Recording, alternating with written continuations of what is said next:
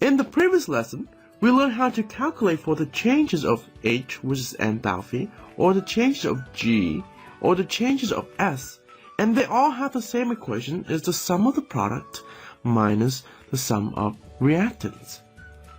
Well, that is only when we have the overall chemical equation or reaction telling us that we have certain reactant produce product. Just like looking at this case right here. We have reactant producing this product. But the process of making this product right here from this reactant does not involve one single reaction, but rather it involves multiple reactions. Like 3 of these right here. 3 of these reactions are required to produce this overall chemical equation.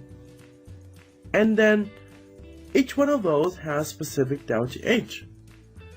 Now, how is that going to affect us in terms of the delta H reaction of that one?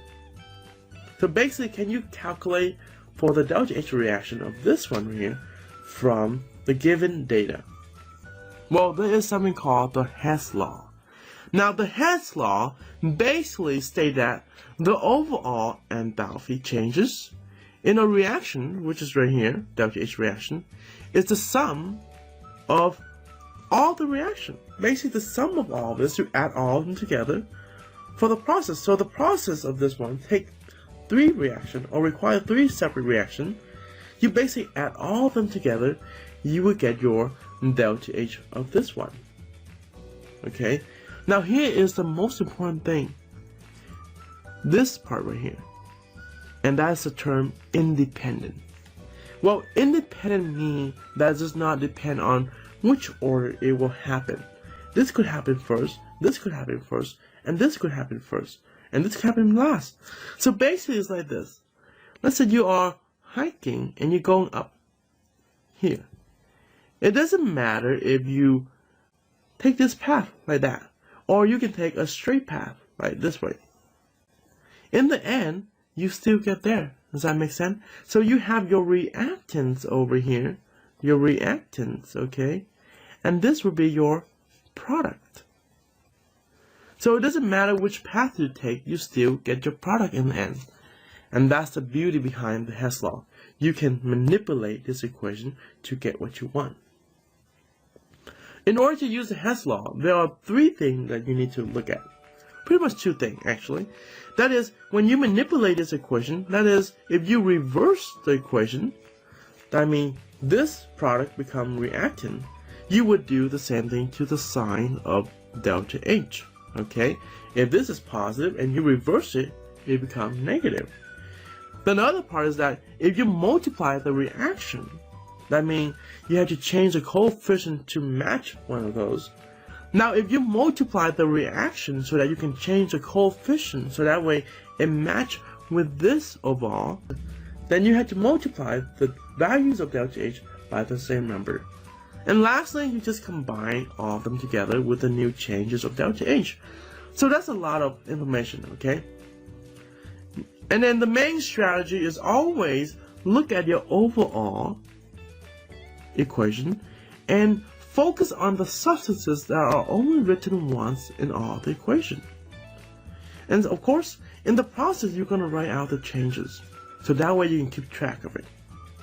So let's do one problem together. Now let's try another problem. Again, using the data from this 3 reaction to determine the delta H of reaction for this overall reaction right here. Okay, so keep that in mind. So this is what you see normally in regular chem.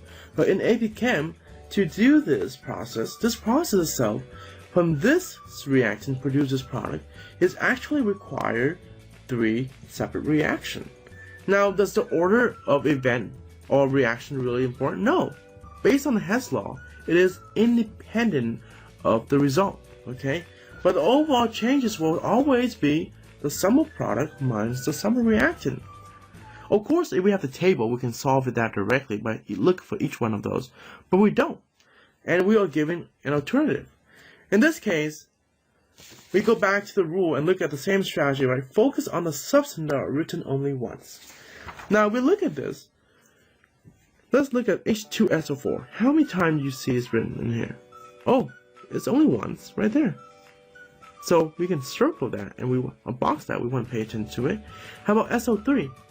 How many times do you see it's written on here? Oh, it's also once. So let me circle that. How about water?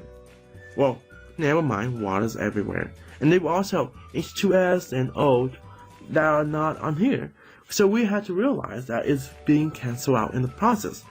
Again, starting with the first one that is unique to us. H2SO4, which is right here. Now look at this. This is on the reactant side, right?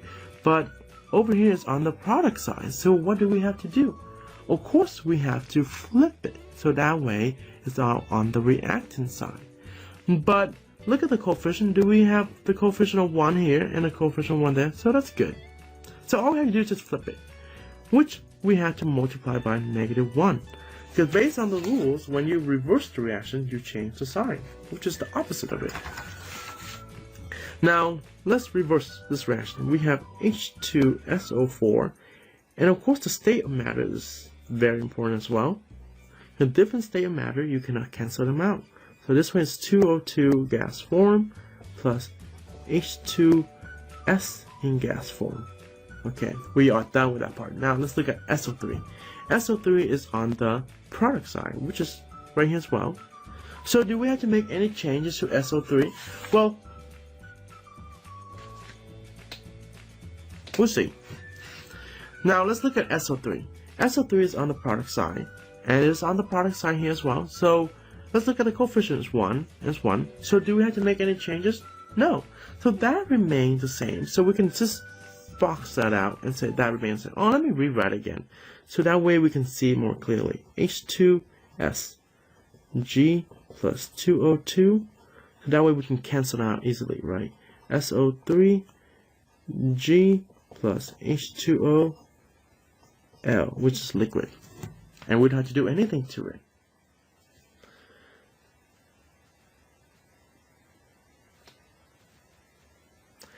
And lastly, we have water. Now just look at this. Water is in a gas state. We also have water in liquid. We also have water in liquid, and we also have water in gas state. We only want to keep the gases one, okay? And the gases one is on the product side, which is good, right there. And we only want 1, and which is good. So, and this is the only equation left allow us to manipulate. Do we have to do anything to it? Well, in this case, I don't see anything that we have to do, okay? Because 1 water gas, 1 water gas. So it is done. So we just have H2O liquid producing H2O gas. Now let's see, does this really cancel out? Well, we can see that the liquid water cancel out that easily, and we can see the H2S gas cancel that out. What about the oxygen? That cancel out as well. I forgot to put a gas to stay there. Sorry about that. And does this really cancel out? We have our part right there. Boom, and voila. That's beautiful. Isn't that easy?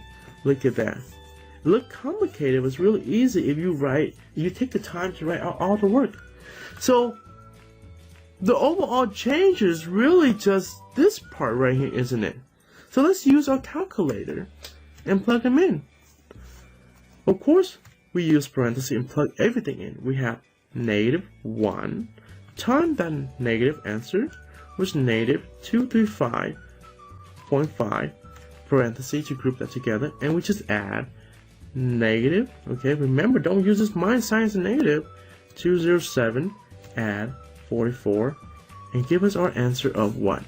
So our delta H of reaction for this right here, okay, it's equal to 72.5 kilojoule. Isn't that easy? Beautiful. Voila. And that's all you have to do.